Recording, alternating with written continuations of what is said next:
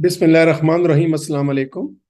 Dear colleagues and my dear PGs, we know that all patients with chronic hepatitis B, even with positive PCR, don't need antiviral treatment. Today, I shall discuss that when we should be starting antiviral treatment in such patients. What are different factors? What should be the stepwise approach to decide if our patient needs antiviral treatment or not? So, starting the discussion, chronic hepatitis B, when to treat. Different guidelines exist for clinical practice. The main guidelines are from AACLD, from APASL, and the EASL guidelines. Personally, I follow the EASL 2017 guidelines on the management of hepatitis B, and my today's presentation is predominantly based on these guidelines. I have found them very simple and practical, and I shall recommend to all of you that you do read these guidelines, and you will find it very helpful in your clinical practice. Dear colleagues, when we compare hepatitis B with hepatitis C, we get a clear concept that why all patients with chronic hepatitis B don't need antiviral treatment. We know that HCV is a cytoplasmic disease. It's curable. General principle is they start antiviral treatment for hepatitis C patients unless it is contraindicated and there is defined duration of antiviral treatment. But if we come to hepatitis B, we know it's a nucleic disease because of the cccDNA, which resides there in the nucleus of hepatocytes throughout the life. The hepatitis B is only controllable with the current therapies. And the general principle is that you start antiviral treatment only when it is indicated, and the antiviral treatment is lifelong. So to summarize, the hepatitis B is a nucleic disease as compared to hepatitis C, which is a cytoplasmic disease. HCV is curable, but hepatitis B is not curable, only controllable. For hepatitis C, we need to start antiviral treatment unless it is contraindicated, while in hepatitis B, the antiviral treatment is started only if it is indicated. For hepatitis C, the duration of therapy is 3 to 6 months, while for hepatitis B, in most of the patient, it is lifelong antiviral treatment. So when we need to start these patients on antiviral treatment, what are the factors? What I do, the principles which I follow in my clinical practice, I'll share with you. The very first decision or the very first step is to evaluate the liver status and to find out what is the liver status of the patient. To me, liver is either without fibrosis, that is a normal liver, or it is a cirrhotic liver, or it's in between the fibrotic liver. So the liver may have no fibrosis, or the liver may be fibrotic with having fibrosis of F1, which is initial fibrosis, F2, which is intermediate fibrosis, and F3, which is advanced fibrosis, and F4, which is a cirrhosis.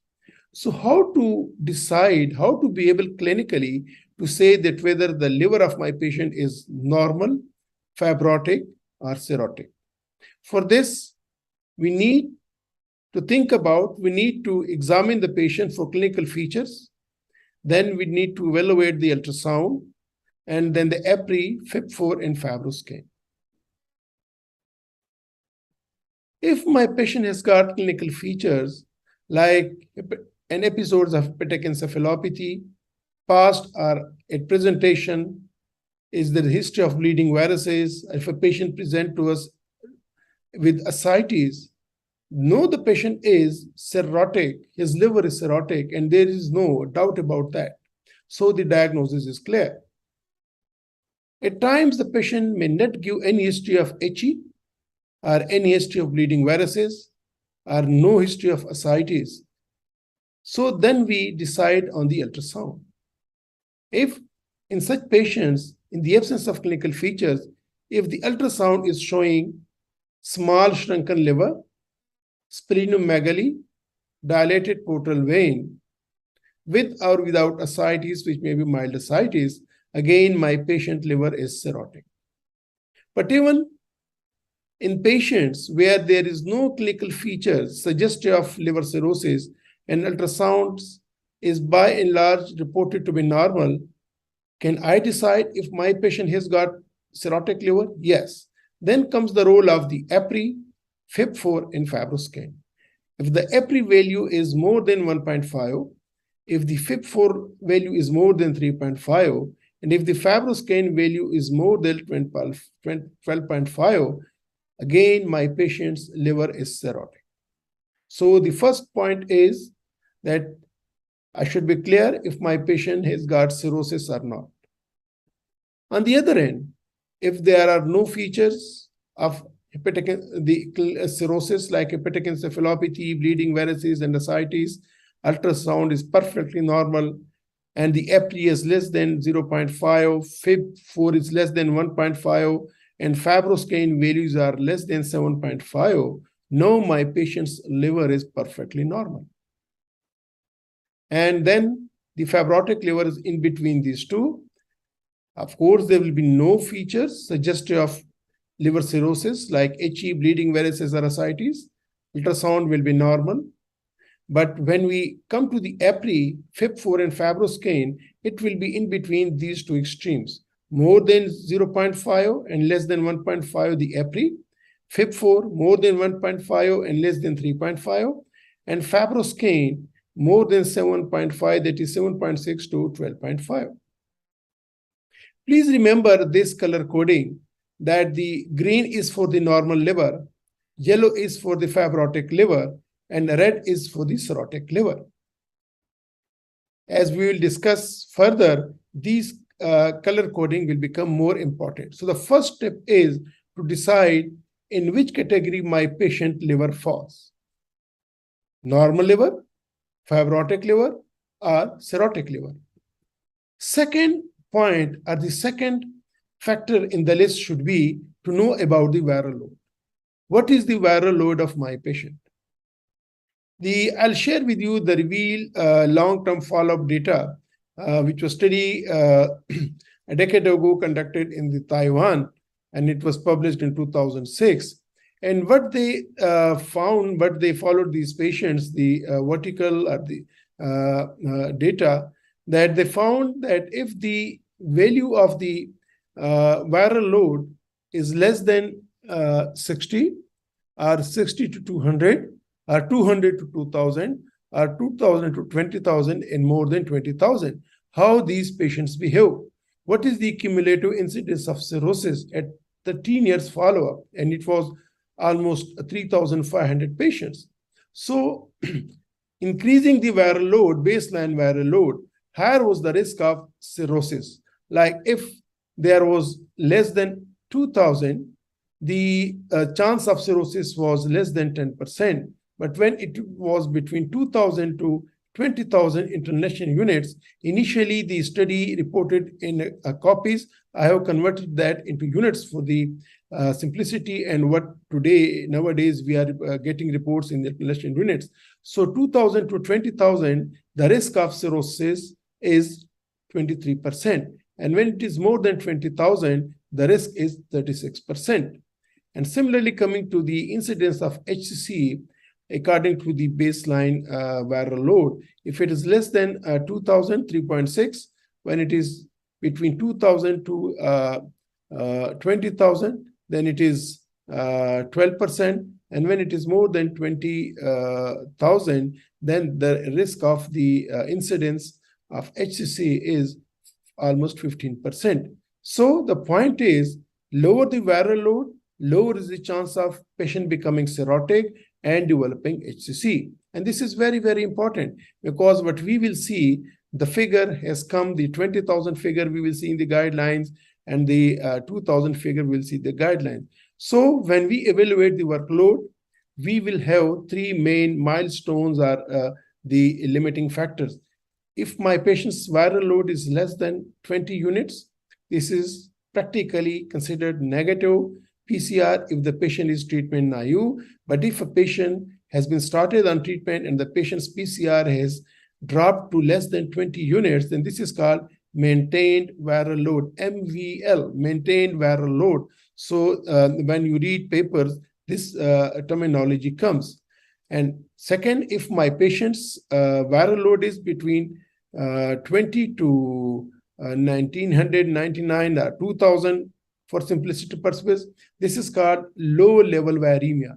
From 20 to 20,000 or anything less than 20,000, this is called low-level viremia.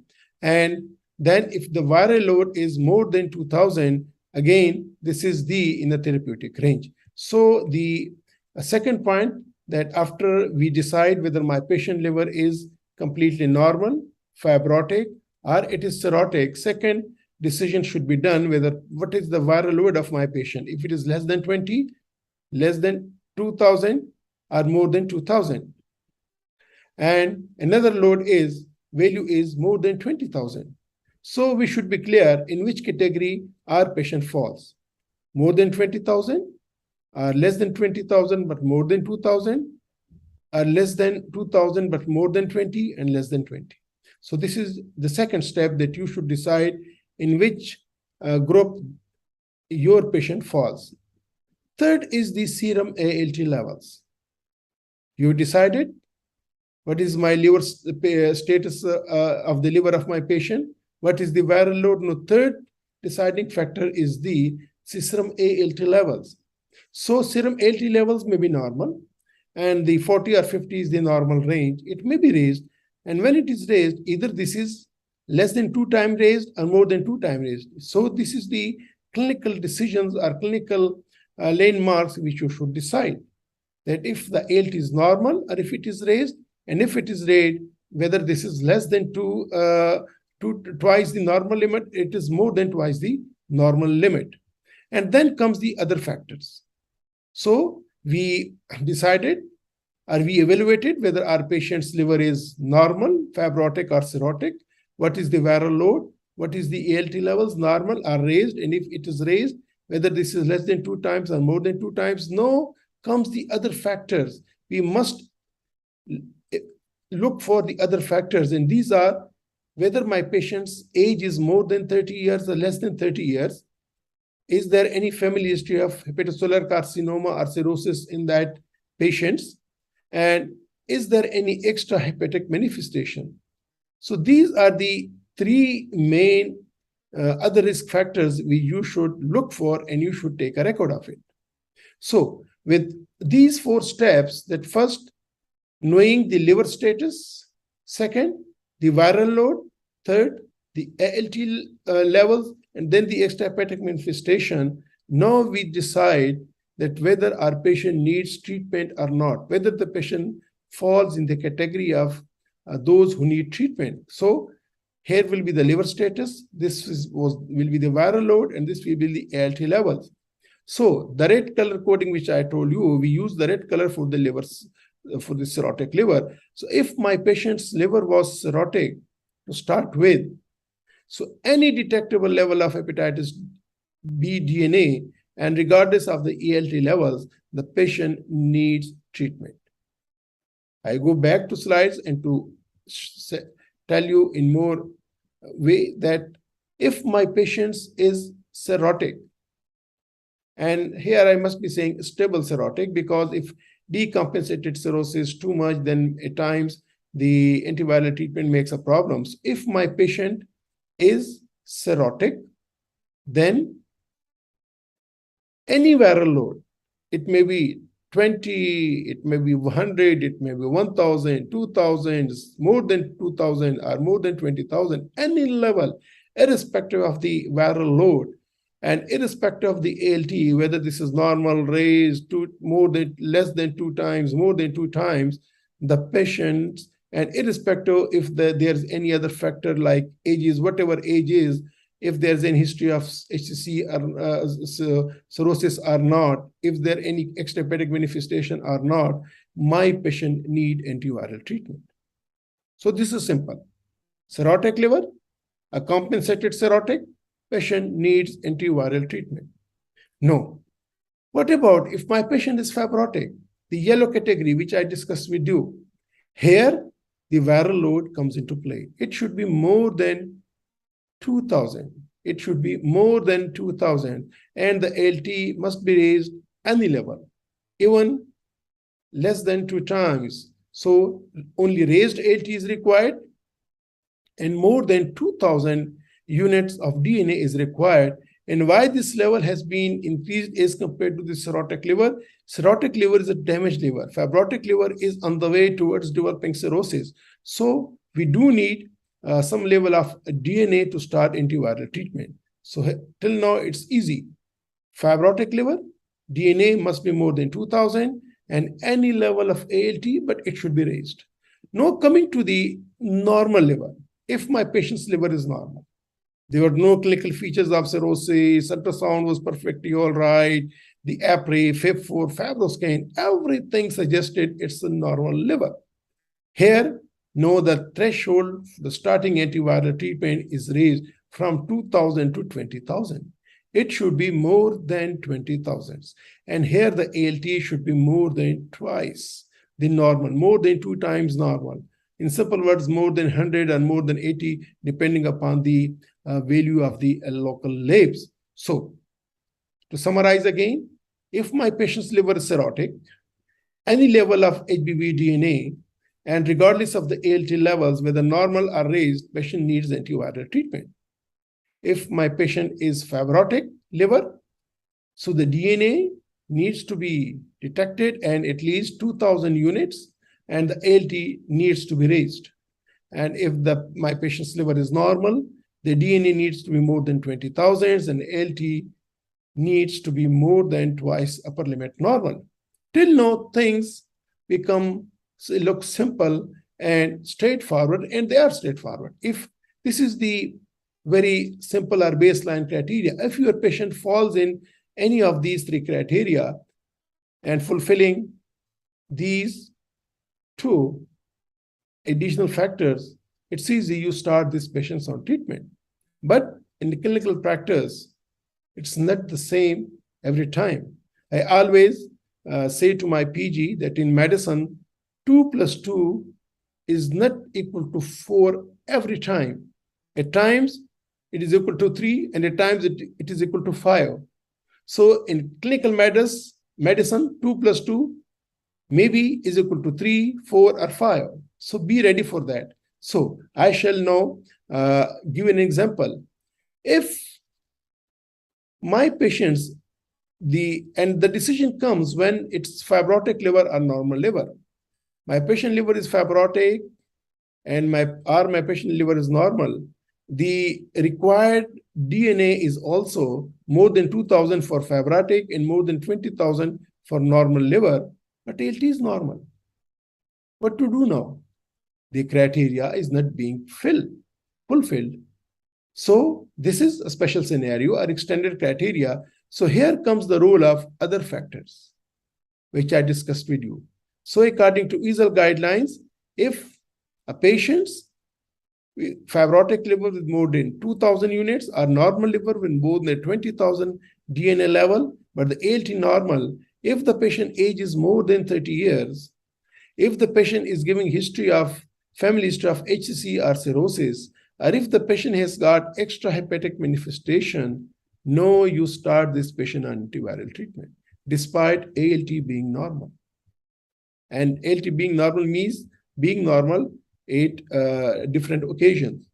So this comes one scenario.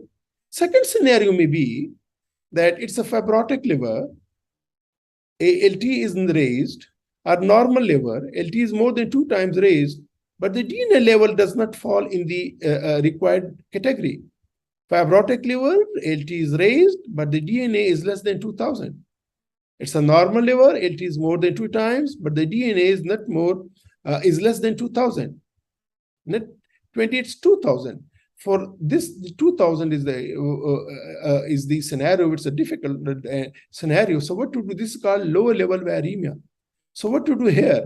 So here comes the role of AACD guidelines, and what they suggest that in such patients, when in fibrotic liver, the ALT qualifies, the normal liver, ALT qualifies, but the viremia is low level viremia, go for the quantification of the HbS antigen.